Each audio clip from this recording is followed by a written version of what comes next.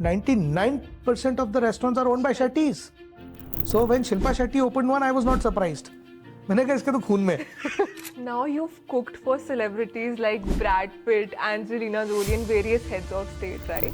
What was that experience like? A lot of time people are intolerant to a lot of things. हवा celebrities नहीं बचाते हैं. हवा लोग बचाते हैं उनके लिए. As you see in a lot of television shows कि back kitchen में क्या हो रहा है, ऐसे ही होता है. So जैसे Gordon Ramsay on TV is a very fiery personality. सब शेफ होते हैं. Do you think जो इतना बड़ा price tag होता है is justified? And why is it justified? 8 से 15 के बीच में अगर आपका बच रहा है ना, तो आप बल्ले बल्ले कर लो. Do you think it is more profitable to run a ठेला? You are nobody. You are bootstrapped. मीठी भाई कॉलेज के पीछे वाला वड़ा पाव अलग है, अशोक वड़ा पाव अलग है, वर्ली का वड़ा पाव वाला अलग है, बट सब चल रहे हैं. जो स्टैंडर्ड ऑपरेटिंग प्रोसेसेस मैकडोनल्ड के ना, वो किसी के नहीं है. वर्साचे में कितने की प्लेट आती है? Greatly depends. 27-28 रुपए से लेकर लाखों रुपए तक. फॉर एग्जाम्पल 2200 रुपए का बेच रहे हैं, उसमें लॉबस्टर टेल कैसे रख दिया? वो इसलिए रख दिया क्योंकि वो प्रिपरेशन हो रखा होगा, और इससे अच्छा वो डस्टबिन में चला जाए, मैं उससे रेवेन्यू बना लेता हूँ. क्या आपने कभी सोचा है what it takes to make it in the restaurant hospitality business, or what happens in 5-star restaurants behind closed doors? To dish out all the secrets, we have with us today Chef Om Nayak, who has multiple businesses in the restaurant industry. He has a consulting business, 2 successful restaurants, and a catering business. And not just that, he's cooked for some really big celebrities and heads of state. And today he will share everything there is to know about the restaurant, food, and hospitality business. So get ready to take some notes and grab your favorite snack because you're in for a treat. How did you start with food business? Interest कहाँ से आया? So it's a very long story. Back in the day, things used to be different. We were all from a very middle class family. और हमारी family नई nuclear family हुई थी, because of course everybody went out for work and all of that. तो हुआ क्या, मैं hostel से छुट्टियों में आया हुआ था. मेरी छोटी बहन काफ़ी छोटी थी. My dad was traveling for work and my mom had fractured her leg one day. And then of course उस टाइम वो मोबाइल फ़ोन तो होते नहीं थे कि मैसेज पहुँचा दें and all of that. तो हुआ क्या, she was lying on bed and all of that. खाना बना नहीं सकते थे. मैं 10-11 साल का रहूँगा, I think so. तो मैंने कईयों बार देखा था कि पोहा वोहा और इस टाइप की चीज़ें बनती, मैगी वैगी तो कोई भी बना लेता था. तो भूख लगी थी, कुछ तो करना था. मॉम टोल्ड, मैंने कहा मम्मा आप लेटो, मैं I will figure something out. अब हॉस्टल में रहते थे तो इतना तो इंडिपेंडेंट हो ही गए थे. स्टूल लगा के चढ़े और देख तो लिया था. मैंने ज़िंदगी में पहली बार पोहा बनाया घर में, and it turned out to be very good. तो कहीं ना कहीं वो एक बीज अंदर था. और एज टाइम प्रोग्रेस्ड, जब मैं +1 +2 में आया, आई वॉज क्वाइट फैसिनेटेड कि मुझे होटल मैनेजमेंट करना है. हमारी फैमिली में तो कोई उस टाइम होटल मैनेजमेंट है ना. और बैक इन लेट 90s और मिड 90s में उतना ज़्यादा अप्रिशिएटेड करियर नहीं माना जाता था. मोर इंजीनियरिंग, आर्म फोर्सेस में चले जाओ, डॉक्टर बन जाओ and all of that. But I was very persistent कि मैं करूँगा तो होटल मैनेजमेंट ही. I never knew whether I wanted to become chef back in the day then और नॉट. जब पढ़ाई करी, जब चीज़ें, I mean coming from a middle class tier 2 tier 3 city kind of a thing, जहाँ पर जब ज़िंदगी में पहली बार ब्रोकली देखी तो बोले यार ये हरी गोभी कौन सी है. So coming from there, for years and years gained experience and opening new hotels and restaurant for the hotel brands and all of that as an employee, which got that passion in me to open restaurants. और कहीं ना कहीं when you start working with the projects you learn a lot. Yeah. तो चाहे वो civil का काम हो, चाहे खाने का काम हो and all of that. So we learned a lot from there. I learned from there, and then of course काम किया. And then one fine day when I was still at job overseas, there was a hotelier slash restaurateur which bumped into me at the coffee shop, and then we started talking, and she offered me to probably do a freelancing cuisine related work at her upcoming restaurant in London. To which I said, of course, I didn't know what the money to charge or whatever, so I left it. मैंने कहा London जाने का time एक मौका मिलेगा उस time पे। I was much younger than I am today and कर लिया, उसमें मज़ा आ गया। फिर ऐसे 2-3 प्रोजेक्ट और आ गए, वो भी कर लिए। Then one fine day I got back to India and the whole of India had changed, because जहाँ पर होटल्स थे यहाँ तो स्टैंड अलोन रेस्टोरेंट्स का भी लाइन लग चुका था। So that's where I started eventually consulting, freelance, formed Chef Homes Hospitality, did a lot of projects. We've done over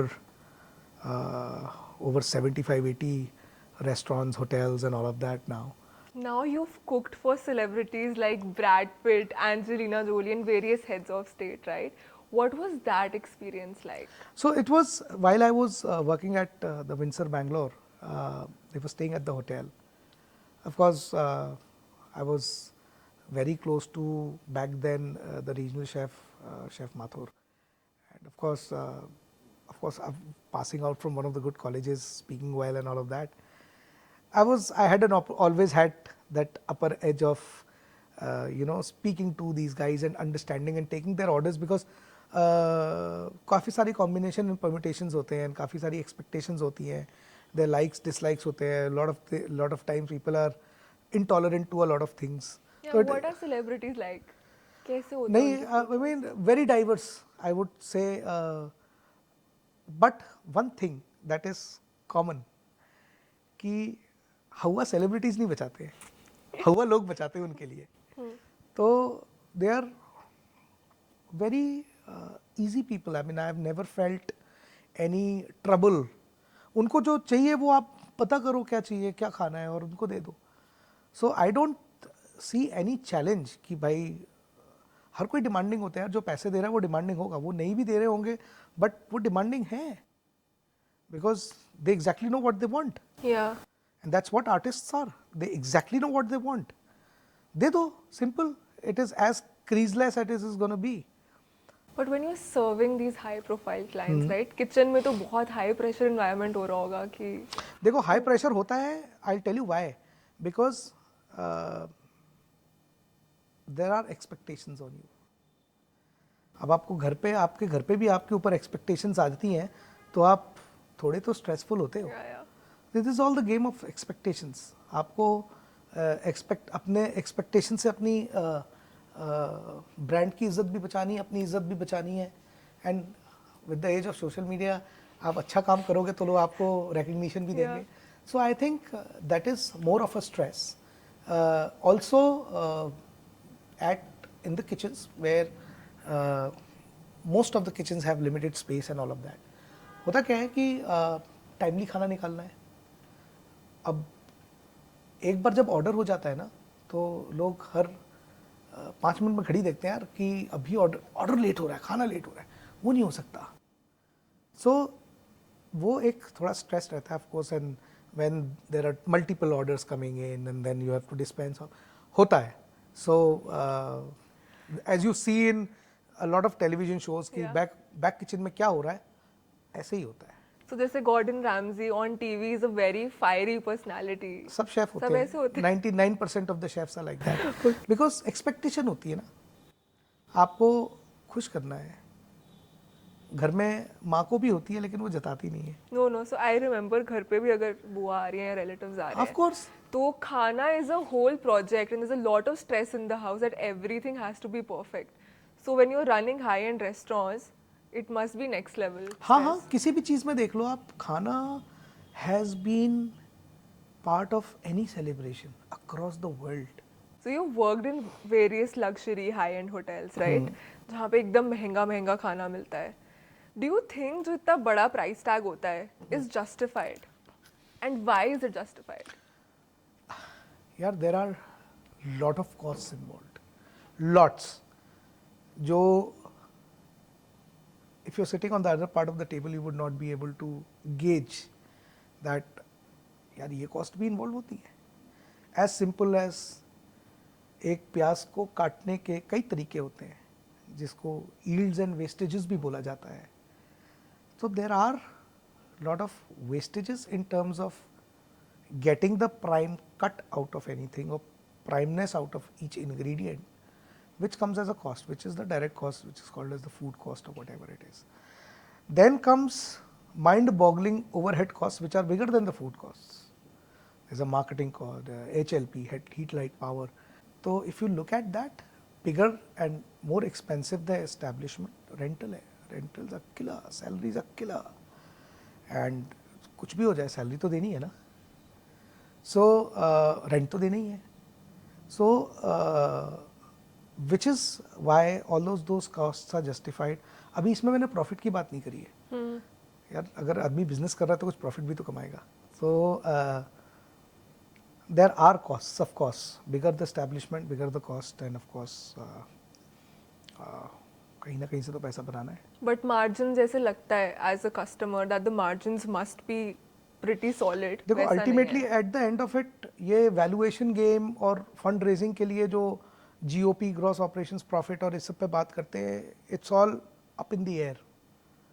for a stand alone restaurant और a guy who is running a restaurant और not a chain of restaurant, it is very very important कि भैया जो घर पे आ रहा है और जो बच रहा है वही प्रॉफिट है. तो अल्टीमेटली जो बचता है वो एनीथिंग बिटवीन 8 से 15 के बीच में अगर आपका बच रहा है ना, तो आप बल्ले बल्ले कर लो, because times are tough, you are in a highly competitive market and market which is vibrating very very differently after COVID. जो दिखता है वो बिकता है. So times have changed and will change, and one must adapt themselves with the flow of it. But then आजकल because so many like रेडी वालास are going viral, right? कि वो स्पोर्ट्स कार ले ली वड़ा पाव गर्ल ने, या उसने ये ले लिया वो ले लिया. Do you think it is more profitable to run a ठेला as compared to running a high-end restaurant? So it is, I'll tell you, value for money बहुत ज़रूरी होता है. आप कहीं भी जा रहे हो आपको वैल्यू मिलना चाहिए. वैल्यू होता है सर्विस गारंटी से. Service guarantee at a bigger establishment is much higher because your expectation from a bigger establishment would be much higher. In order to match your expectation and their offering, there are a lot of costs. अब ready में क्या है, ready का expectation क्या रहेगा, आपको मालूम है कि भैया वहाँ मक्खी तो होंगी, क्या कर लोगे. आपको मालूम है रेडी में वो जो खाना बना रहा होगा वो पसीने में तरबतर होगा, बनाएगा देगा, उसी में फ्लेवर आता है, खाते हैं लोग. एक्सपेक्टेशन यही है कि ठीक है भैया, जब तक वो ऐसा पसीने से पहुँच के वो हाथ धो ले रहा है जब तक तो ठीक है, बट आप उसके लिए भी प्रिपेयर्ड रहते हो कि भैया जब तक वो पानी पूरी में जब तक उसके पसीने का नमकीन नहीं गिरेगा मजा नहीं आएगा. I am sorry but it is all the game of expectation. If your expectations are higher, the cost is going to be high, because on the back side of the whole story, we try to meet your expectations and we try to give you value for the money that you're paying, and उसके लिए cost लगती है. And chef, now you're doing so many things. You started with a job, then you Sure. did consulting, Sure. then you had pasta bowl, catering, Sure. and now you're doing Bombay Meri Jaan also. Yeah. इतनी diverse चीजें कैसे शुरू करी, कैसे वो अंदर आया कि खुद का कुछ करना है? Can you walk us through that? Started working with the pre-opening of the Leela Bangalore, जहाँ से मेरे को बहुत सारी चीज़ें सीखने मिली. काफ़ी इंसाइट एक रेस्टोरेंट और एक F&B एस्टैब्लिशमेंट और किचन को ओपन करने के लिए क्या क्या लगता है वहाँ से सीखा. And then I was fascinated, I loved it. And then उसके बाद कई ऐसी छोटे छोटे बुटीक होटल्स और F&B एस्टैब्लिशमेंट ओपन किए. I was the part of the team and I started loving it. So consulting तो वहाँ से स्टार्ट हुआ. फिर जब कंसल्टिंग करते करते लोगों के रेस्टोरेंट खोले, सक्सेसफुल होने लगे, क्रक समझ में आ गया कि भाई अल्टीमेटली पैसा तो कस्टमर / गेस्ट को ही देना है, तो वो चीज़ बनाओ जो उस मार्केट में ज़रूरी है, वो बनानी चालू करी. फिर हुआ पास्ता बोल कंपनी, इसलिए बिकॉज व्हेन वी वर इन गुड़गांव, यहाँ पर कोई अच्छा इटालियन रेस्टोरेंट नहीं था, प्लस हिंदुस्तान में एक स्पेसिफिकली पास्ता ओरिएंटेड रेस्टोरेंट नहीं था. हुआ क्या, there is a story. We were to travel to Himachal road trip. उसके पहले शॉपिंग करने गए वसंत कुंज. There was a small little place, I forgot the name, a sushi kind of a small little compact beautiful looking counter. वो वहाँ पर बढ़िया sushi बना रहा था वो. मैंने कहा यार सुशी बन सकती है तो रेवियोली भी बन सकती है. एक पास्ता रेस्टोरेंट नहीं है, और हिंदुस्तान में कॉन्टिनेंटल फूड उस टाइम में तो पास्ता पिज्ज़ा ही होता था. While we were driving to Himachal, एकदम से दिमाग में ख्याल आया, let's open the Pasta Bowl Company. वहाँ से इंस्पिरेशन आया कि I wanted to open a small little 15 foot by 15 foot kind of a counter we will do fresh pasta. एक छोटे लॉन्ग शेप पास्ता की मशीन रहेगी, जैसे इटली में भी डेलिकेटेसन्स होते हैं जहाँ पर वो फ्रेश पास्ता डिस्प्ले में रखते हैं, देन यू कम चूज और वट एवर इट इज़. उस तरीके का करना था. मैंने कहा यार it will be a game changer. फिर अगेन ये समझ में आया कि you are nobody, you are bootstrapped, your expectations are huge कि आपको बहुत अच्छी जगह खोलनी है. वेंट टू बिगर मॉल्स कि एट्रियम में जगह दे दो, फूड कोर्ट में तो चलो फूड कोर्ट में ही दे दो, रेंटल्स इतने ज़्यादा थे, लेकिन फिर एट्रियम में खोलना था. ब्रांड प्रेजेंटेशन मांगा, ब्रांड तो थी नहीं. बोले हु आर यू. तो वहाँ पर फिर थोड़ा दिल टूटा. फिर हमने कहा कि यार नहीं है, एक छोटा सा खोलते हैं कहीं ना कहीं. And we started looking for places. अच्छे मॉल्स में तो मिली नहीं, हाई स्ट्रीट में मिल गई. वहाँ से pasta Bowl company cross point mall में एक छोटा सा 18 सीटर प्लेस हमने स्टार्ट किया. प्लस खुराफाती दिमाग तो था ही, कंसल्टिंग कर ही रहे थे. मैंने कहा बाकी एक कंसल्टिंग में एक विंग ट्रेनिंग का ऐड कर देते हैं, अपने क्लाइंट्स के स्टाफ को यहाँ बुला के हफ्ता हफ्ता ट्रेनिंग देंगे, उसके पैसे भी ले लेंगे और हम अपना रेस्टोरेंट भी चला लेंगे. और हम भी खड़े हो जाएंगे साथ में. We'll meet good people. DLF phase 4 में खोला. And that is where Pasta Bowl got going. अब बूट स्ट्रैप थे.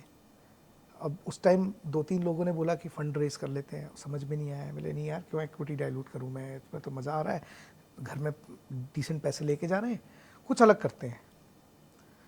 फिर while we were still consulting, we were consulting for a lot of catering companies also and doing their menu planning, their implementation and all. मैंने कहा उनके लिए करते हैं तो छोटी छोटी केटरिंग हमारे पास भी आती हैं तो हम भी कर लेते हैं, हम मना क्यों करें. तो हमने एक अपना बैक ऑफिस बनाया, उसके अंदर एक छोटा सा किचन बनाया. हमने छोटी छोटी केटरिंग करना चालू की. छोटी केटरिंग से वो बड़ी केटरिंग हो गई. फिर हमने कहा कि और बड़ा ऑफिस चाहिए, और बड़ा किचन चाहिए. बड़ा करते गए 2017 में 18 में we thought we'll probably launch a full-fledged catering company. We're making decent money then. Still bootstrap. Everything is with us. We launched Krisa Catering Company by Chef Om. साथ ही साथ में 2018 I remember, I saw another huge market gap in structured street food kind of places. Ready पे मिल रहा था, structured बहुत कम थे. I will not say नहीं थे, but street food type का, I mean street foods of India, there were a couple of brands, but वो सब कुछ कर रहे थे. मैंने देखा कि यार बॉम्बे का खाना, जो बॉम्बे जाता है वो चौपाटी जरूर जाता है, वो खाना कहीं पर स्ट्रक्चर्ड वे में नहीं मिल रहा है. I started doing my R&D. Consulting का एक छोटा सा ऑफिस हमने बॉम्बे में खोल रखा था. I started frequenting that office with a thought which I never told to anybody, कि मेरे को R&D करनी है कि अच्छा वड़ा पाव कहाँ मिलता है, अच्छी पाव भाजी कहाँ मिलती है, क्या डिस्टिंक्ट फ्लेवर्स है. मीठी बाई कॉलेज के पीछे वाला वड़ा पाव अलग है, अशोक वड़ा पाव अलग है, वर्ली का वड़ा पाव वाला अलग है, बट सब चल रहे हैं. जुहू चौपाटी अलग है, सरदार पाव भाजी अलग है, वो भी चल रही. सरदार पाव भाजी में लाइन देख के मैंने कहा भाई ये क्या बेच क्या रहा है, अमूल के बटर जमे हुए हैं. मैंने कहा यार ये अगर नॉर्थ इंडिया में आ जाए तो मज़ा आ जाएगा. I started doing multiple thing. somehow Prahlad Kakkad was known to me, the advertising guy, much senior than I am, but he's a living encyclopedia of anything that you want to probably discuss with him. Food is his passion. So one fine evening I went to his house. He said, "Chef, घर ही आ जा." ठीक है sir, घर आते हैं. वो बढ़िया मक्खन लगा के, मार्मलेड लगा के, जैम मार्मलेड लगा के चाय पी रहे थे. मैंने कहा सर एक कॉन्सेप्ट पे काम कर रहा हूँ. बोले what gets you to Bombay. मैंने कहा सर ये सब चल रहा है, एक चीज़ है जो मेरे दिमाग में है जिसमें मैं 6 महीने से लगा हूँ, मैंने किसी को बताया नहीं, और the first one that I am talking, I am not even told it to my wife. बोलते बता, मुझे बॉम्बे स्ट्रीट फूड करना है एंड बहुत स्ट्रक्चर्ड वे में करना है, and ultimately I would want to get it on to a cart model in a manner which is a high tech cart जो बढ़िया होगी, उसमें सब कुछ होगा, और मैं बॉम्बे स्ट्रीट फूड करना चाहता हूँ अक्रॉस द कंट्री। मैं 500-700 कार्ट करूँगा। तो बोलता चाहिए and then we started talking about food. बोलता है यार अगर तू मुझे इसकी रॉयल्टी देगा या मुझे अपना मेंटर बनाएगा तो मेरे पास बहुत अच्छा नाम है, मैंने कार्ड भी बना के रखी हुई है जो मैं किसी और चीज़ के लिए यूज़ करता हूँ अपनी क्लाइंट के लिए। तो मैंने कहा सर नाम बताओ। बोलते हैं ज़रा हटके ज़रा बच के, ये है बॉम्बे मेरी जान। मैंने कहा यार दिल खुश कर दिया सर आपने। बैठे बैठे उन्होंने बैठे बैठे मैंने अपने सीधे डिज़ाइनर को फ़ोन किया, ये नाम है, अपने लॉयर को फ़ोन, जो मेरा बाकी सब IPR वगैरह देखता है उसको फ़ोन किया। मैंने कहा भाई डाल इसको। मैंने कहा सर डर है, मैं ये कर रहा हूँ। वहीं बैठे बैठे पूरा गेम प्लान रेडी हो गया।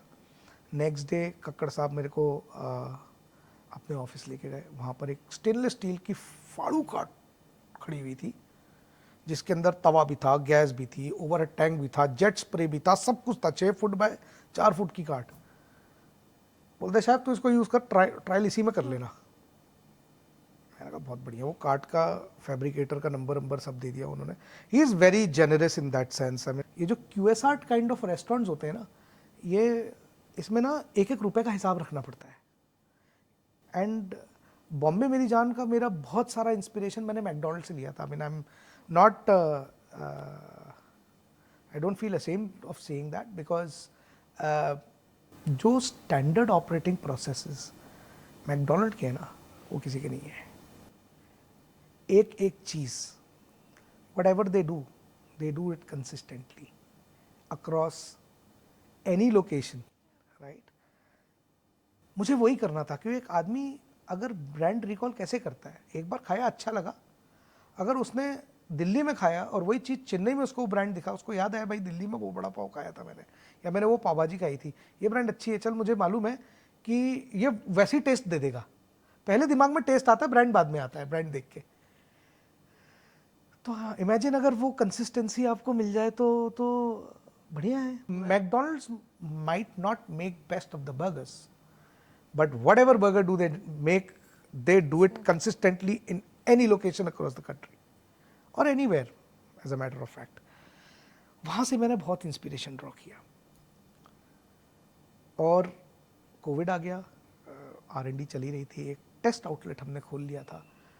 अब QSR में क्या था उस टाइम, कंपनी बचा लो या कॉन्सेप्ट बचा लो या R&D कर लो, तो वो सब धीमा हो गया सब कुछ। बट हमने छोड़ा नहीं उसको।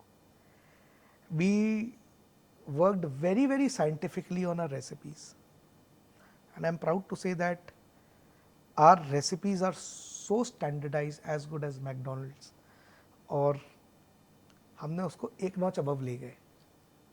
हमारे पूरे इकोसिस्टम में we don't have cold chain और frozen stuff that we use, everything is made fresh, which is the crux of any street food brand.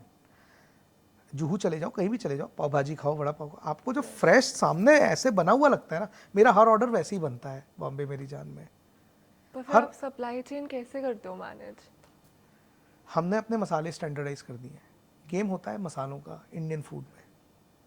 अब क्या होता है, आप अच्छे मूड में नहीं हो, आपके हाथ से ज़्यादा नमक डल गया, मसाला ज़्यादा डल गया, हमने अपने मसाले स्टैंडर्ड कर दिए हैं, और उसमें नमक स्वाद अनुसार नहीं होता, सॉल्ट टू टेस्ट नहीं होता है, salt is also put into that masala as a generic taste, and that is how we've been able to crack that recipe and standardize those recipes, and now we're growing. I mean, we're looking at doing about 300-400 stores pan India. और आपने ये कैसे research, जैसे आपने बॉम्बे का आपने बताया, आप पूरा स्टडी किया एक एक जगह जाके, for Italian food how did you go about your research? I thought of choosing Sicily because our trinity of ingredients, so the trinity of ingredients are those three main ingredients which forms the base of cooking or any cuisine. Over two of them overlaps with India, the tomatoes and the garlic and all of that. So yeah, so that is where we chose, and of course there's also history behind why we chose Sicilian food, as a matter of fact, because Sicilians are I would say a whiter shade of our skin. And this same, they like living with families. They like, if you've seen Godfather as a movie, of course, we were for many years and centuries we were ruled by Mughals, the Muslims, and then of course Sicily was the only island back in Italy which was ruled by Muslims as well. So of course some sort of eating habits, for example chole, हम यहाँ पर छोले खाते हैं, वो वहाँ पे chickpeas खाते हैं, उसका flour खाते हैं and all of that. Chola is chickpeas only, which is widely used in Sicily, and probably you will go to north of Italy, you will not see it. And you also get fresh ingredients from Italy for the pasta bowl company. So we do get, I would not say very fresh because travel भी होता है. We try to maintain the authenticity of the most authentic stuff. अगर टमाटर उसका base है तो मैं टमाटर इटली से लाता हूँ. अगर पिज़्ज़ा का फ्लावर जो हाई ग्लूटेन कंटेंट फ्लावर जो इंडिया में नहीं मिलता है, rather than injecting more gluten into it and all of those and spoiling the recipe and greatly depending on people, it is better to import that flour. So we import that flour, we import a lot of dried pasta because the offtake is so huge that we import a lot of pastas. We do artichokes, we do mushroom mix and all of those things that we get from Italy. Apart from that, we use a lot of fresh produce. We have tie-up with 3-4 farmers around here. We get our. But do you think Indian palate इतना evolve हो गया है to appreciate authentic food and to appreciate things like these, that you're sourcing ingredients right Of from course, Italy? no, actually, you know, वक्त बदल गया है. Like I said, we are living in the era of social media. People are traveling for whatever reason, for work or for clicking pictures or whatever it is, but people are traveling. तो वो वक्त अलग था जब chef सिखाते थे कि क्या सही है, क्या सही नहीं है, और उसकी ऑथेंटिसिटी डिटरमाइन वही करता था जो सुन रहा है और जो सुना रहा है. With travel happening so much, with so much information available over the internet, अब हम as chefs, we learn a lot from our customers as well, or the guest. So for someone who's watching, Yeah. who wants to build something in hospitality, food, restaurant, right? Would it be better for them to start with consulting because it's a service-based business, come capital required as compared to catering or opening a restaurant? अगर restaurant खोलना है, so hire a consultant and probably get a consultant who has a good track, who understands कि restaurant चलाना कैसे है. Everybody is a consultant right now in hospitality. Chefs have also become, a lot of chefs are good consultants. But again, खाना बेचना is just not खाना बेचना. उसके पीछे बहुत सारी चीज़ें लगती हैं. मार्केट स्टडी भी बहुत ज़रूरी होती है, अंडरस्टैंडिंग बहुत ज़रूरी होती है, कस्टमर सेटिस्फैक्शन, गेस्ट सेटिस्फैक्शन बहुत ज़रूरी होता है. Then of course competitive pricing बहुत ज़रूरी होती है, बाइंग राइट इंग्रेडिएंट्स बहुत ज़रूरी होते हैं, यील्ड्स एंड वेस्टेजेस ज़रूरी होती हैं. So these are very very technical aspects of F&B business. और इसमें से एक भी अगर आपने एस्पेक्ट मिस कर दिया तो आप ख़त्म हो, रातों रात ख़त्म हो जाते हो, पता ही नहीं चलता है. And it's a major rip off. But not everyone can afford a consultant, right? Let's say someone can't. अब वो क्या करे? नहीं तो see again, you need to have some sort of budgets. Understand, अब 5 लाख में रेडी भी खुल जाती है, 5 करोड़ में रेस्टोरेंट भी नहीं खुलता है. Huge gap, Yeah. right? So you need to have all of that money incorporated and secured first. And सबसे ज़्यादा ज़रूरी ये होता है कि खुलने तक तो खोल लोगे, लेकिन आप इतना मान के चलना 6 महीने जब तक आपके पास जेस्टेशन का पैसा नहीं है ना, देयर इज नो पॉइंट, क्योंकि एक 1.5 महीना तो आप करोगे, उसके बाद बोलेगे हाय तौबा मेरे तो इतने लग रहे हैं आ नहीं रहा है, तो कैसे आएगा वो? You need to have your gestation secured. So that is again something one must plan well before getting into an F&B business. Now that we're talking about finances, what is the basic financial outlay that is required for running a high-end restaurant like the Pasta Bowl company? So you know, there's something called as capex, there's something called as opex. capex तो क्या है कि एक बार में लगेगा, वो कहानी खत्म हो जाएगी. मेजर रिफॉर्म इज ओपेक्स, कि खाते में आएगा कहाँ से और खाते से बाहर क्या क्या जाएगा, वो बहुत ज़रूरी है. सो you have to have a business plan in place where your capex is defined with कि per square foot क्या cost आता है. It varies from 2,000 rupees to whatever, 7,000-8,000 rupees भी हो जाता है, 10,000 rupees भी हो जाता है. It greatly depends on मिठाई में कितना मीठा डालोगे उतना अच्छा बनेगा and all of that. So it's the same thing कि आप अब जैसे क्रॉकरी बेसिक भी आती है, वर्साचे भी क्रॉकरी बनाता है आजकल. वर्साचे में कितनी की प्लेट आती है?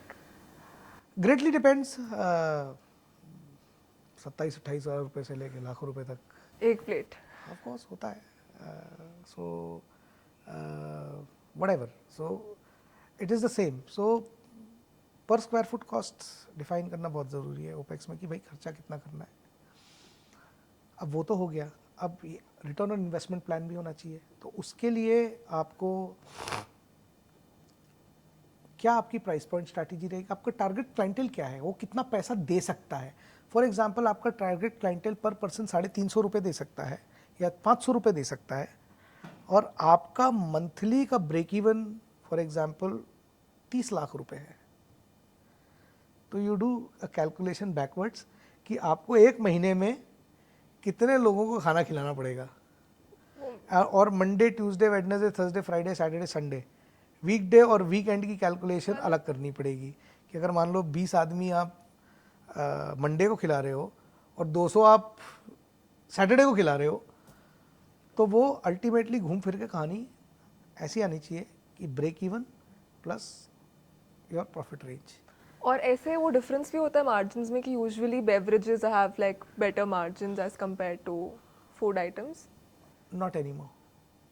It's a highly competitive market. कोई किसी ने अच्छी डील क्रैक कर लिया, आपको अच्छी डील नहीं मिली, उसने फॉर एग्जाम्पल बियर 300 रुपये की बेच दी और आप 500 की बेचे, तो लोग वहाँ चले जाएंगे. But again there are lot of terms and conditions apply here as well कि अगेन किस तरीके का there is a specific set of people that roam around with specific set of people और probably would want to be seen at a specific place.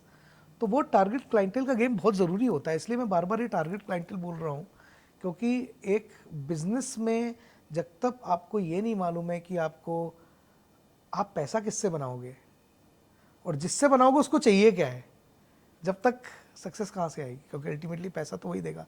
तभी मैं अपने कई लोगों को ये बोलता हूँ, उन्होंने बोला कि भाई मुझे ये फॉर एग्जांपल ये चाहिए, XYZ चाहिए, लेकिन वो टारगेट क्लाइंटेल है ही नहीं. मैं कहा सर आप तो कभी भी बनवा के खा सकते हो उसको अपने शेफ से, क्योंकि आपको खाना है.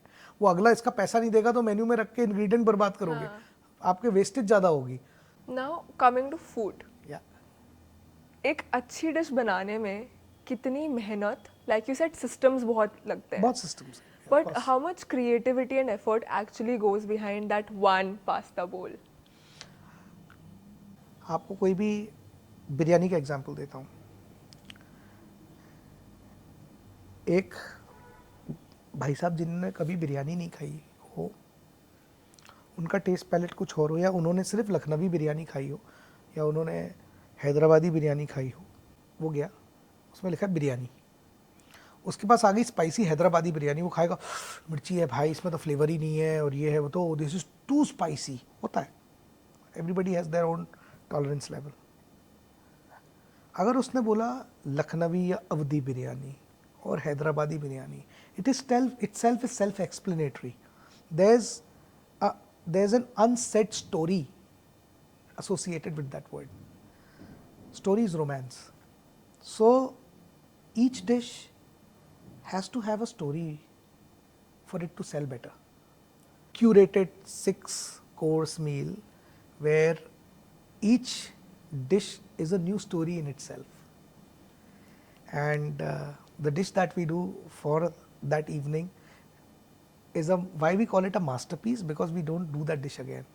Wow. And it's specifically done for that evening. Chefs हैं, we are also creative people, तो कहीं ना कहीं से तो वो दर्द बाहर निकलना चाहिए, तो वो हम वैसे निकालते हैं. पर आपको लगता है किसी पॉइंट पे वो क्रिएटिविटी भी कमर्शलाइज हो पाएगी फाइनली कस्टमर्स के लिए? हो ही गई है, लोग कर ही रहे हैं. सबसे बड़ी जो लोग बोलते हैं कि मज़ा नहीं आया, मज़ा इसलिए नहीं आया क्योंकि उनके दिमाग में कुछ और था उसके बारे में और लिखा कुछ और था, आया कुछ और. तो गेम वहाँ चेंज हो जाता है. सो क्रिएटिविटी इज़, और खाना एक ऐसी चीज़ है कि कोई ऐसा नहीं है कि जो मन से ना बनाता हो या जो ये सोच के बनाता हो कि यार आज तो इसको मज़ा नहीं आना चाहिए. नहीं, ऐसा नहीं होता. सब मन से बनाते हैं. डिफरेंस होता है कि एक्सपेक्टेशन का, कि आपका कस्टमर क्या एक्सपेक्ट कर रहा है और आपको बना के क्या दे रहे हो. सो अल्टीमेटली गेम वहाँ है. And if you are able to crack the expectation of your guest, I think it is nothing like it. इस पे एक और क्वेश्चन है, we talked about this off camera. जो फूड वेस्टेज होती है कि रिटर्न हो गया या फिर खाना छोड़ के चले गए customers, how do you tackle that in 5-star restaurants और हाई एंड रेस्टोरेंट्स? देखो, खाना छोड़ के चले गए, खाना विच इज़ जूठा, यार एक कड़वा सच ये है, और होना भी चाहिए. मैं तो कहीं ना कहीं इसके, अगर जूठा है तो जूठा खाना तो कोई खाएगा नहीं. I think it is that customers bad कि they don't know how much they, और ऐसा नहीं है, ऐसे बहुत आते हैं. दूसरा, जो प्री प्रेपरेशन ज़्यादा हो गई हैं एंड उसकी शेल्फ लाइफ अगर 24 घंटे की है और वो नहीं बिका, the best thing is they rotate into various other kitchens, because hotel में कई किचन्स होते हैं एंड बुफेज होते हैं जहाँ पर इस चीज़ को रोटेट किया था. नॉट सेइंग कि खाना ख़राब है, हर चीज़ की ना एक शेल्फ लाइफ होती है. Before it goes into the dustbin, might as well somebody eats it. So there are lot of times when you see कि यार ये बुफे तो फॉर एग्जांपल 2200 रुपये का बेच रहे हैं, उसमें लॉबस्टर टेल कैसे रख दिया? वो इसलिए रख दिया क्योंकि वो प्रिपरेशन हो रखा होगा, और इससे अच्छा वो डस्टबिन में चला जाए, मैं उससे रेवेन्यू बना लेता हूँ. So that's how the stocks are rotated. और जो एक्सपायर हो गया वो एक्सपायर तो जाएगा ही जाएगा. But of course we as chefs, I worked at hotels as well, हमारे को फूड कॉस्ट बहुत ज़रूरी होती है, बिकॉज वो हमारे कंट्रोल में होती है. ओवरहेड्स भी हमारे कंट्रोल में होते हैं, but food gone into the dustbin is revenue lost, वो नहीं हो सकता.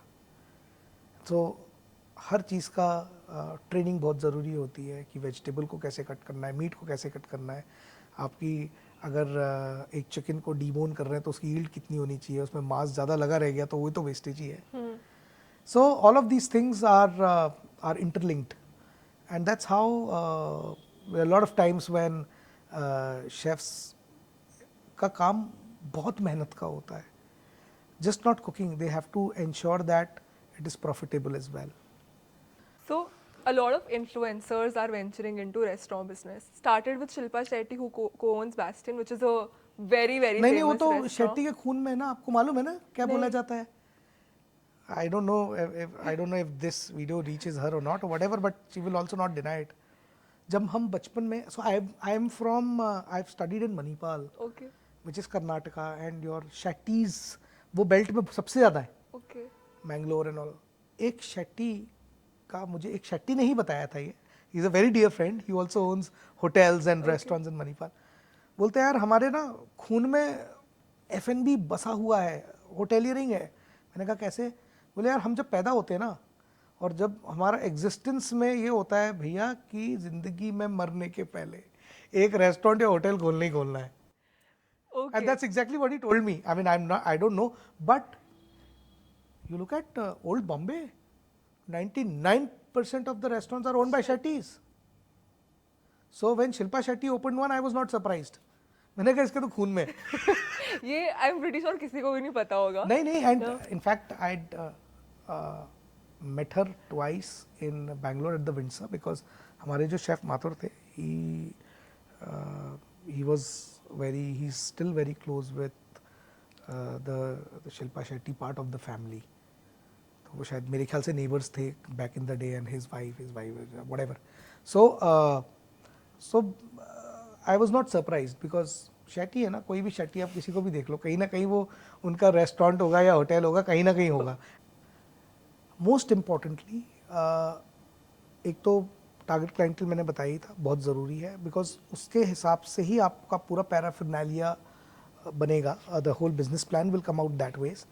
बट उसके अलावा भी मुझे ऐसा लगता है कि जो सबसे इम्पॉर्टेंट चीज़ पैसा ही कमा के देता है, और वो पैसे की प्लानिंग बहुत ज़रूरी होती है.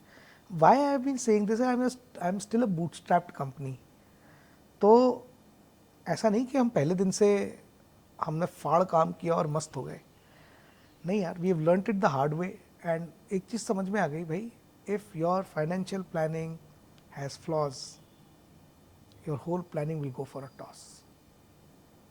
बाकी सब धरा का धरा रह जाएगा, क्योंकि आप पैसे कमाने के लिए पैसे लगा रहे हो.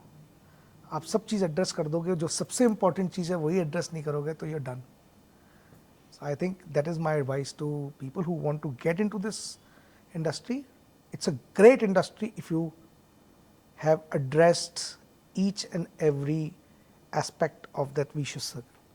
If you know about do you know about Mr. Beast? हाँ. उसने Burger. Mr. Beast Burger, he started with the virtual dining concepts, and what they are doing is they're not opening restaurants.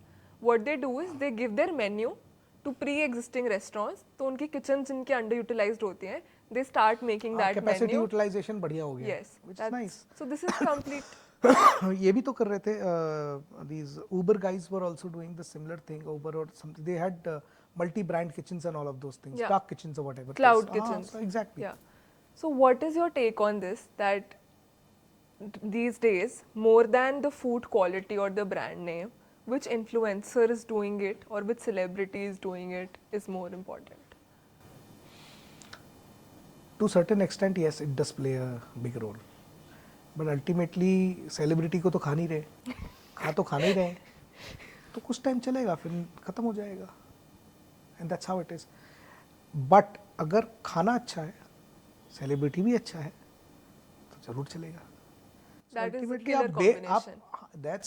That's a killer combination. Otherwise, everything else is going to be short-lived.